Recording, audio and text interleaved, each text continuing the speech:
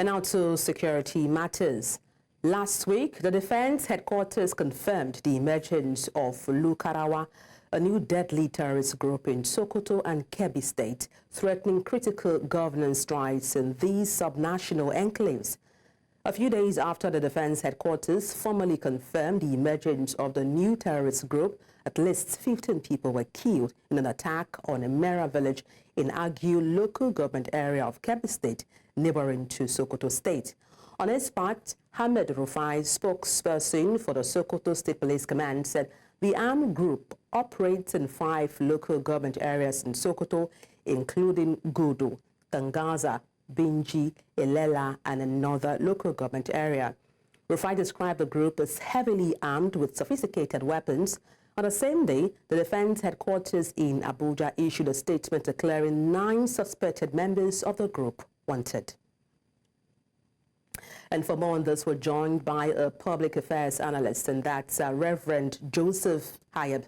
Good evening, Reverend. Let me kick off by asking regarding the emergence of the Lukarawa terrorist group in Sokoto as well as Kebbi State. What does that mean for our broader security challenges in Nigeria looking at the northwestern region? Thank you very much for having me. The challenge we have is for quite some years now, our borders have been porous.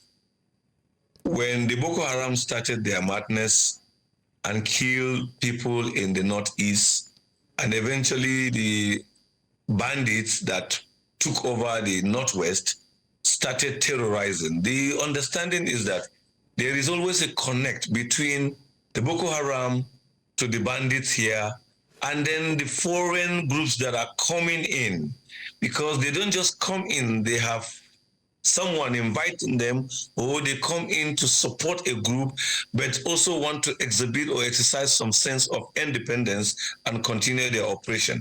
So what is happening now simply is that the northwest zone of Nigeria is now going to another phase of banditry, another phase of terrorist attack, because the first groups that we thought government have dislodged them probably may have become weak.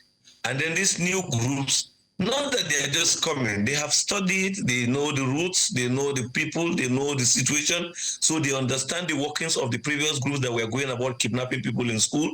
And you can see the way they've started hitting, not just going for 1 or 2, they are going for large numbers. They are now taking over local governments. That tells us that we have just gone back again to those areas of serious security threats. I mean, looking at these operations of this group, we've had reports, regarding them, taking over local government areas in both Sokoto as well as Kebbi State, also taking over the role of traditional rulers, settling disputes and all of that.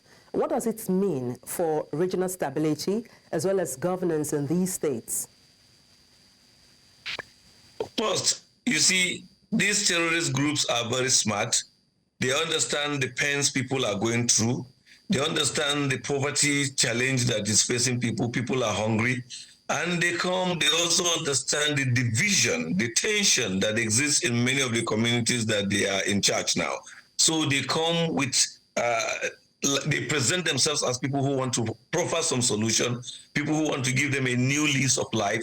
But the reality is that they will end up just tormenting Nigerians and creating more problems. But you see, the ECOWAS treaty that allows people movement around the ECOWAS country, nothing has actually been done enough to clearly address that, because criminals come into your country, but they hide under ECOWAS treaty. And then if you start to stop them, someone will say, no, you are stopping our brothers. The story around them is that when they started coming, and there was an effort to stop them, the challenge was that some group came out and said, no, Magban, to be precise, as it was stated, came out and was saying that they are stopping their brothers from coming into Nigeria, but not knowing that Nigerians need to protect our territory, Nigeria needs to stop our enemies from coming into the country. Currently, some of the few West African countries are already exposed to or are being ruled by military juntas. And this further makes this whole thing difficult for people to understand where are these terrorists actually coming from. So the onus now is on Nigerian government.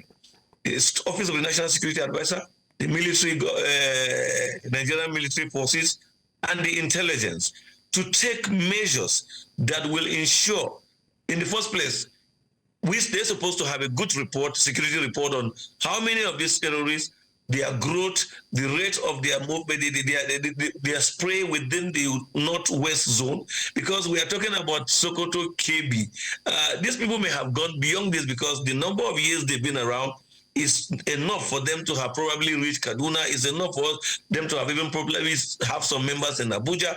Don't forget that when this matter started coming out, it was also stated that some of them even went to Lagos. So we have a serious situation at hand.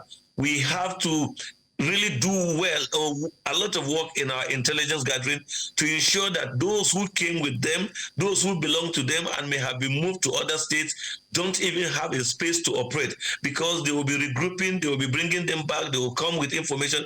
No wonder these people keep having higher information and a better information than even our security, because they are well placed, they are well structured. And the challenge we have today, we don't have the support of those West African countries that have been taken over by military juntas because they are angry with the manner ECOWAS handled their case. But I believe that the Nigerian government, the Nigerian security have what it takes to get these people rid out on time. They must not allow them spray the way Boko Haram spray. So we must do something so that within the shortest possible time, they are dislodged, they cannot operate, they will not cause us more harm than what they have started doing. We understand this group may have, emerged from Niger Republic. What does it speak to our border security, and what's the role of the customs, as well as the Nigerian military in all of this? When the federal government announced closure of borders, they actually just closed the borders in public on issue of food and goods.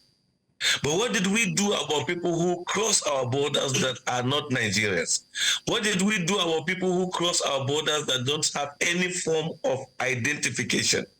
Sadly, in the last few years, Nigerians know that we've been hammering the challenge of the NIN that Nigerians were forced to have. Unfortunately, with the use of NIN, some people still call or kidnap people and have communication with Nigerian numbers. They are not using Niger number to communicate to us. They are using Nigerian numbers to communicate to us, and we've not been able to trace them or track them and stop them. Because of the sovereignty of Niger Republic, there is a limit to our involvement. And I keep repeating, because of the recent coup in Niger Republic and the tension that it has created between Nigeria and Niger, the issue now is not what is the Niger position or what is the territory.